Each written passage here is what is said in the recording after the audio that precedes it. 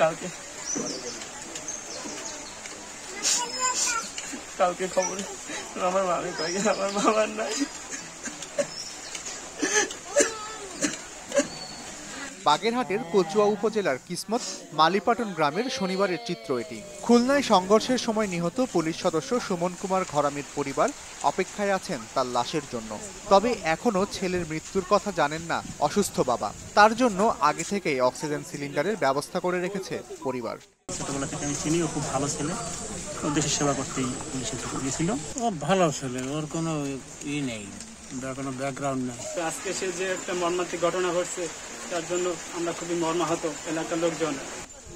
2 August খুলনায় ছাত্র জনতার গণমিছিলে দফায় দফায় সংঘর্ষের ঘটনা ঘটে। সংঘর্ষের এক পর্যায়ে নিহত হন সুমন কুমার ঘরামি। তার মৃত্যুতে খুলনার লবণচড়া থানায় পুলিশ বাদী হয়ে মামলা করেছে। এতে আসামি করা হয়েছে 1200 জনকে। আমার বাবার কি হইলো, আমার বাবার কি হইলো, আমার বাবা